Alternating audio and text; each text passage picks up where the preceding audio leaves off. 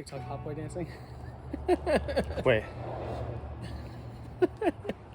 Gotta really rizz him up, dude. Fucking jabronis. What's up, guys? Today we're talking about more important things than TikTok dancing. Are we? I guess it depends on your I guess perspective. on beauty life. is in the eye of the beholder, right? That's fair. But a chat is forever. Okay. Yeah, Yeah, I think so. I think so too. Today we're talking about Indy's 91 twin turbo 300ZX. Second owner? Second owner. 119,000 miles-ish, something like that. Less than that. 1+. 112. Let's go. I'm gonna say let's go every time we record a 300ZX video. Today we are gonna talk about 5 things that you should look. 5? I don't know if it's gonna be necessarily a sorted list with numbers. We'll probably have to just count afterwards, and then you can just make the title that amount of numbers. Today we're talking about Things to look for. 15 number of things to look for when buying a 300ZX. Quick heads up, this is going to apply to NA and twin turbo versions because they're vastly different. I can't tell you a ton about the convertible versions because I don't know, why would you get one? That is a very good question. Just like, why would you get a 350Z convertible? Anyways, so I just don't know enough about the convertible top in that car to warrant talking to you about it. But if you're interested in the NA and twin turbo, both T-top and hardtop, slick top, you'll get that here. Yep. So, like I said, this car is, I'm the second owner of it. It has 112, like just above 112,000 miles on it. I've had it for 8 or 9 years now, somewhere in that range. Yeah, it's great. 2015. Yeah. 2015. Almost 9 years in February. So, Nice. I've had it for a while. I dailied it for a long time. I don't anymore. My girlfriend dailied it for a long time and scared her mom and grandmother in it and, stuff. But these cars are very specific. At this point in time, it's 2024 now. They're classics now. Yeah, absolutely. Whatever Absolutely. you call that, And that being the case, if you guys are looking to get one or get into one, there's a couple things you really want to pay attention to. On the exterior, which you guys will notice if you do, well, if you don't, you don't, but whatever. The front end on these cars are notoriously hard to align. They are very difficult to align. All these panels are very specific. And typically, if you have a headlight that is a little sadder looking, with a little bit of a gap, the car is probably backed into. That's very common with these because it breaks the tab on the headlight housing, Okay. which then lets this rotate down. Just have to kind of keep in mind. Yep. Like I said, with this front end being that hard to align, you'll see a lot of alignment issues here, which you don't on this, thankfully. You'll see a lot of alignment issues here, which this is just a little raised, but it's because of this. The nose panel always moves immediately because it's just, the bottom of it is plastic clips, Right. If you see anything down here misaligned, you know it's probably been hit in some way, shape, or form. This front bumper was repainted before I got the car. Another way to know that, if you have a 9091, this section here should be gray or blackish, like a charcoaly gray. They had a stripe. Obviously, this being a 91, not having the charcoal, this was repainted. Just something to look for. That's pretty much it for the outside, honestly. Yeah. The panels in the front are your biggest things. These cars tend to get hit in the front. We'll ignore that mine was hit in the back by some idiot. But the rubberized coating on the bottom is another good indicator of anything that's been repainted. You can see all below the doors, they have this thick, very thick, orange peely looking rubberized coating. The side stripe on the body is actually a sticker from Nissan. So body shops typically will either paint it or they'll either paint it black or they'll just not put anything there. Just another quick good indicator. This car was hit in the back right here by someone being an idiot, and I had it fixed. The guy who fixed it did a fantastic job. Thanks, Lewis, even though you don't fix cars anymore. Wasting talent. Did a great job on the S2000. He did a great job on the S2000. Incredible job. But all these panels, like I said, everything is really specific with these.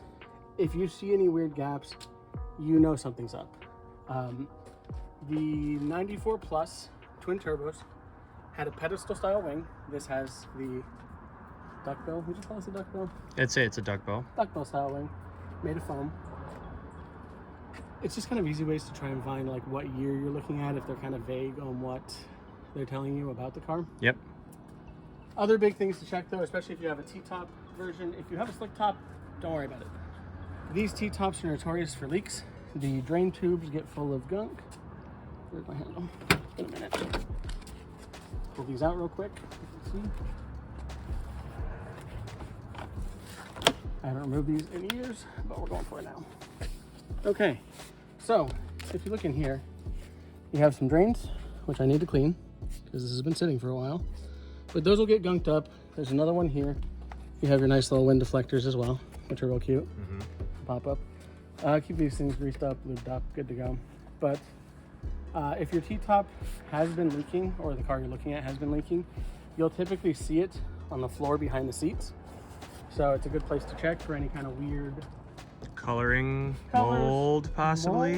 Molds are Definitely possible. yeah, molds. We definitely don't have to fix molds. Definitely don't have mold in the 350Z over there, and that's literally why it's out right now today. Anyways, we won't talk about that. It's mild, guys. It's mild. It's mild. It's not that serious. It's not that serious. It's mildewy. Yeah.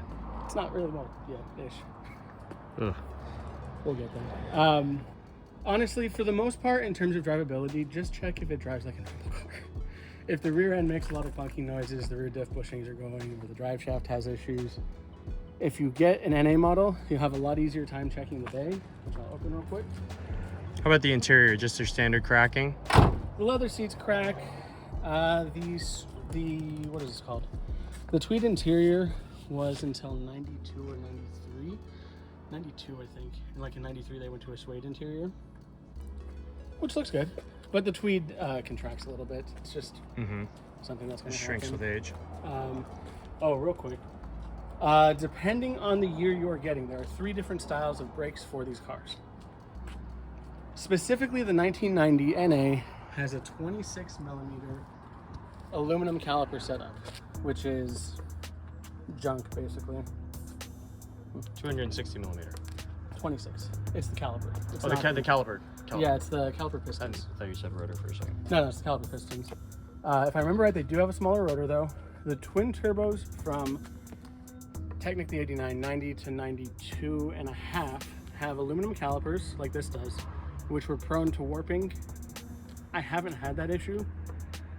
I can't really speak to that because I haven't had that issue. But these are aluminum calipers.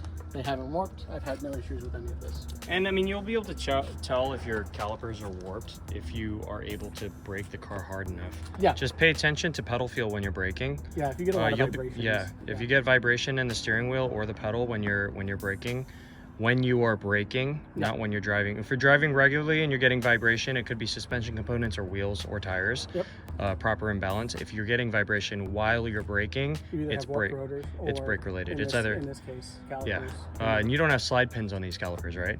No, these do not have slide pins. Yeah. They're directly bolted to the knuckles, but Yeah. you do have the locking pins for the pads. Yeah. So most likely it's probably going to be a caliper or a rotor. Yeah, that's going to be your typical. Now, the 91 NA moved up to these brakes.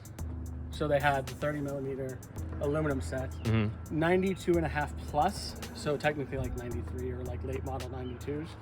They all moved up to iron calipers to solve the warpage issue. So if you stick a magnet on your caliper and it doesn't do anything, you know you have aluminum. Yep. If you stick a magnet on it and you're like, oh, okay, cool, these are the iron calipers. Sometimes it's an upgrade for people if you've run into warpage issues. Again, I haven't, so I haven't had to do anything about that yet. And if you want to upgrade your brakes, Z1 makes a conversion kit now that uses the Akabonos. They make 2 conversion kits, actually. They also have a Street Forge kit. Yeah. The Street Forge kit is Akabono sized. Yes, but it's not Akabono. Yeah, so what you can do is you can get the conversion. They're basically caliper brackets that allow you to run the calipers that will fit the 355 millimeter large rotors for the front Akabonos, which come off of basically any sport. 370s, G37s. Yeah, any sport, Infiniti or Nissan past 08, 09, basically. Yeah, because the 350s, the 07, 08, did they have the Brembos still? They did. Yeah, they still have So they didn't switch to Akabonos on the 350Zs. So just a quick side tangent. This one has this is a Performance Plus. This has Brembos that came off of a Nismo, but these Brembos were run on the 350Zs and the G35s all the way through. It wasn't until they switched to the 370s and the G37s that they changed the Brembos to the Akabonos, which are larger but heavier. So the calipers are heavier, but the rotor diameter is larger than these Brembo brakes. But all those actually fit on. Yeah, but the great thing is that now basically what Z1 has done is gone, okay, well, these Akabonos are really easy to come by. They make their street forged kit, which is Akabono size, Akabono. It's basically, they're forged Akabono calipers, basically. And they make conversion brackets for any Nissan. Pretty so much you can like S13. S13, like, yeah, S14. you have, if any Nissan you have, if it's a 5-lug, you can basically just throw a bracket onto your stock hub, and it'll space it however it needs to space out for the Akabonos, and then you just get rotors from there, throw it all on with the right size pads, and you're good to go. Yeah, which is really nice that they have that. It's amazing. When I got this, they didn't have any of those options. Like this, the stock setup was pretty much that's it. That's no, I mean if that didn't come with the Brembos that you gave me, I would have got Akabonos. Yeah. Yeah. No, I got you. Yeah. Okay, so engine bay. Obviously, twin turbos are cramped, to say the least. It's a tight bay. You know, yeah. But if you have an NA, if you don't know the difference already, I'm just going to say NAs only have a single pipe here, and on this side from the two different throttles, they both have dual intake manifolds. But these pipes, when you have the 4 setup, it is for the twin turbo application. If you don't know, if you're very new to it, by all means, not a big deal, but yeah. Yeah, so don't have a guy telling you it's turbo and you don't know what you're looking Yeah, at. if he says it's turbo and you see, because sometimes if he says turbo and you don't see these pipes, yeah, you got an issue. Well, because sometimes people say like TT, like T-tops. Yeah. So yeah, TT, that was always the issue. Yeah, so right? but I feel like enough 300 guys will say TT Targa, No, because like no one calls it a TT Targa. The only difference you usually run when you talk to 300 guys is if it's a slick top or not. Yeah, because all twin turbo models generally target top. In the US, they didn't make a 2+2 in a turbo. They only had NA 2+2s. They only had NA convertibles, and I think they did have a slick top turbo model. I don't remember exactly offhand, but quick side tangent in regards to that.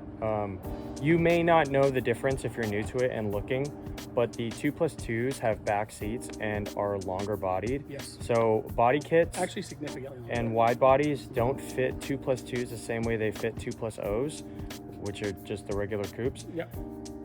Also, in our personal opinion, the 2+2s are uglier.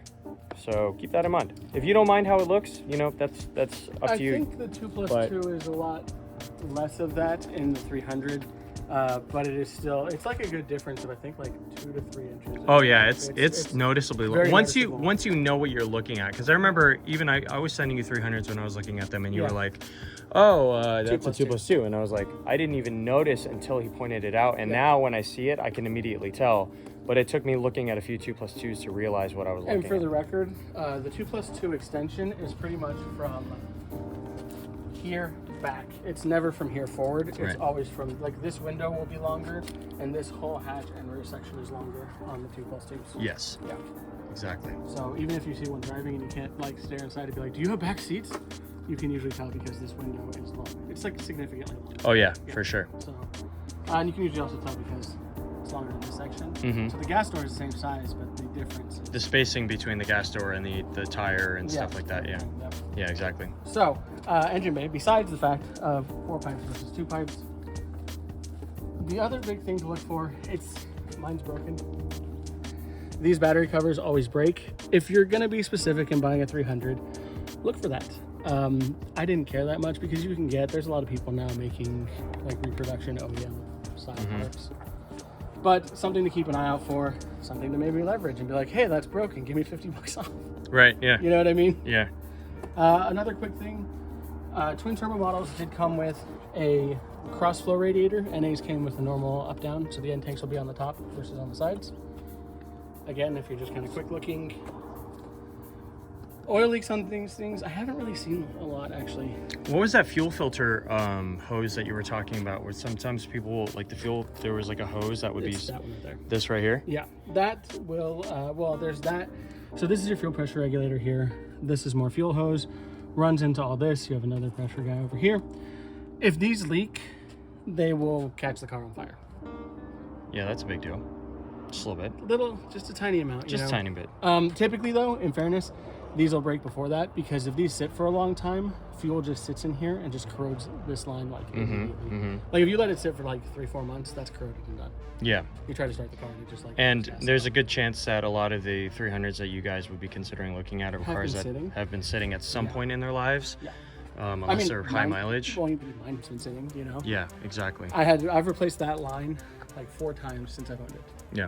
So it just kind of is what it is. It's the correct line. It's just fuel sits in it. If you let the car sit for like 4-ish months, it's gonna just eat away at it. Yep. The Highcast switched from the power steering operated to an electrically operated in 93, 94, one of the two. If you have the hydraulic line set up, these lines do physically run to the back of the car. So if you're looking at an earlier version twin turbo, check under the car, look for leaks. You'll know right away if one of 2 things: the Highcast light will be on the dash, which could be for a number of reasons, including just power steering being low, air in the system, whatever. Or you'll look under the car in the middle and you'll just see it like soaked. So I'm not deleting that if I can avoid it. A lot of people do. Highcast is baller, bro. I think it's really cool, you know? Yeah. But like I said, in like 93, 94, they moved over to the electronic one versus the hydraulic one. If you're looking at like a 94, don't really worry about lines underneath it. Yes. If you're looking at a hydraulic one, check really well into the car, because power steering leaks on these, I mean, like I said, it's like the MR2. You remember coolant lines on the MR2? I think it was a pain to work on. It's the same thing, just with power steering. Yeah, yeah. You know? So that's kind of the basics. I mean, the interiors, like I said, the really big thing you need to look for in the interior is just behind the seats. Check for any target top leaks. If you have a slick top, you have a lot less to worry about. If you have a convertible, you'll probably have the same thing to worry about, because convertible tops. It's a normal car, but it's also not. Yeah. So to Indy's point, for all of that stuff, let's just get into the stuff that normal cars deal with. Yeah. Because these are older cars, you're going to want to ask the owner when the last time the plugs and the coil packs were done. Plugs can sit for a long time. These coil packs aren't like the other ones, for the record, like the 350 ones. But they still have a shelf life. They do, but I'm just saying, these ones aren't like that, where if you need to do spark plugs, you don't necessarily have to really replace these. Right. Unless you have issues. But if the owner doesn't know when the last time he did the coil packs was, and you're looking at a 91, it might need coil packs. And how much were the coil packs? Are they the same price? Like 100 bucks a pack. Yeah. Also, so that's definitely a bargaining point, something to consider. To that, these motors, the VG30DEs, DETTs, these are timing belt motors. These are not timing chain motors. These timing belts, if I remember right, they're supposed to be replaced every like 60,000 of these. Oh yeah, that's definitely a talking point for maintenance. So yes. Consider asking about plugs, coil packs, timing belt. When the timing belt was done. Even if you have a low mileage, like even if you find like a 20,000 mile one, by this point it's old enough that the belt is still going to need to be replaced. Yes. Also, see if the car was stored indoors or outdoors. That's another kind of like regular car buying tip. Outdoor stored cars will have rubber components and fluids and things that will crack and deteriorate and get brittle over time. I'll give you a perfect on brittleness, actually. Yeah. Twin turbos in particular, these connectors get very brittle, especially for, you can see I have replaced, all these are all new connectors for all the coil packs. Everything connector wise is like new on this car. Yeah. Because twin turbos generate a lot of heat. Those connectors get very brittle. You go to pull one off and it just shatters. Yeah. So if it's an outdoor stored car or a car that's been run hard, or twin turbo, you will be able to tell by touching the rubber and looking at the plastic. The plastic will be faded. That's how you can tell if it's probably going to be brittle. It's very dried out. It's going to look dried out and faded, and the rubber, you're going to be able to tell if you guys have ever touched. Yeah, you'll be able to tell if a line is harder than it needs to be or whatever. That's definitely something to consider. Otherwise, I think that basically sums it up. Everything else is normal wear and tear. You know, your seats, your seats are gonna tear. That's your paint is gonna fade. If you're lucky enough to find a car that that has been garage taken care of, started regularly but not driven a lot. Started regularly and driven around the block but not driven a lot, and had regular maintenance, then you got a unicorn. And finally, I think this is very important, we should talk about prices. The prices you should expect to pay for an NA or a TT.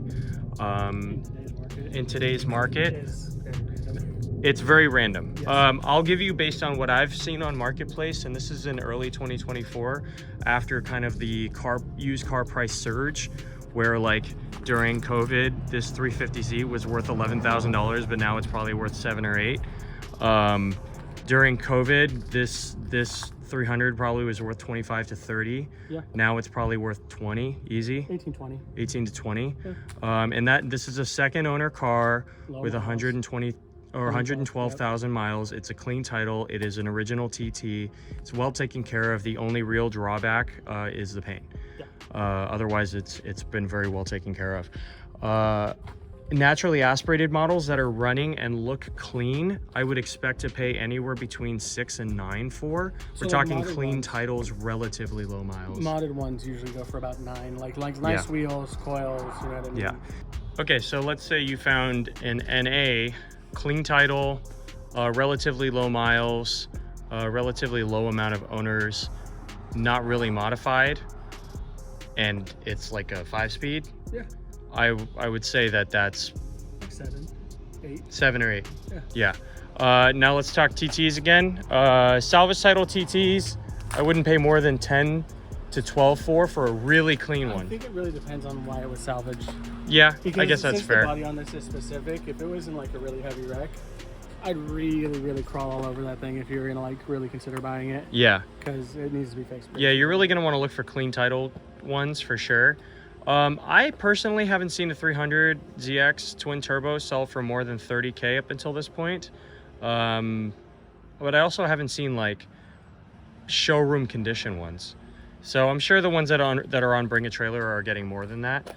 But your price range is gonna, like Indy said, it's gonna be all over the place. It is. It really just depends on the quality of car you're looking at. Like you can find twin turbo shells for like 8. Like no motor, no. Yeah. You know. And a lot of guys they do 2JZs and SR20 swaps in these. Yeah, I know he doesn't like to swap motors. That's not true. It has nothing to do with swapping motors. It just has to do with I'm really specific about this car. I don't care if you put like an RB in that. Well, I mean, that would be pretty cool. Like an RB in that would be cool. A 2J in that would be sick, you know? I would put an SR would be sick. I'd put a VR38 in that. I'd be super down to do that. So it's not about motor swaps. It's just I'm dumb about this car. Yeah. I'm just an idiot with this car. Yeah. No, I mean, you have to be specific when it's like a clean TT. When it's a second owner car. And, yeah. You know? But I think that pretty much sums up what to look for in a 300. Is there anything else you'd like to add? Not particularly. It kind of is a bit more of, I guess, like a case-by-case basis. Case-by-case basis, but it kind of gives you like what to look at, what years kind of did this, change this. Yeah. You know, don't buy a 96 twin turbo. Just don't do it. Yeah. It was last year in the US, and it was the first year OBD2. And it's the And only. they took out VTC. Oh, really? They took out VTC in the 96s in the US. Yeah. So yeah, maybe just don't buy a 96 in general. Yeah, I would just stick with your OBD1. 300s, guys. Yeah, exactly. All right, that's basically gonna do it for us as far as what to look for in a 300 ZX NA and twin turbo. Not convertible because we don't know or care about convertibles unless it's an S2000. Gloss the Miatas and the Cappuccino. Or Miata or Cappuccino. Gloss. Those aren't over there. There's nothing to see here. There's nothing to see here. Nothing to see here. Let us know what you guys, if you guys have any questions or have any requests for any specific 300 ZX content. We haven't made a lot of it up until this point, but we definitely plan to. Can you start scatting now? But yeah, to buy the 300 ZX. There's a lot of Z's here, isn't there? ZZ. Let us know if you have any questions and comments in the comments down below. And if you like the video, please make sure to like, subscribe, and notification bell. We'll see you in the next one. We appreciate you guys.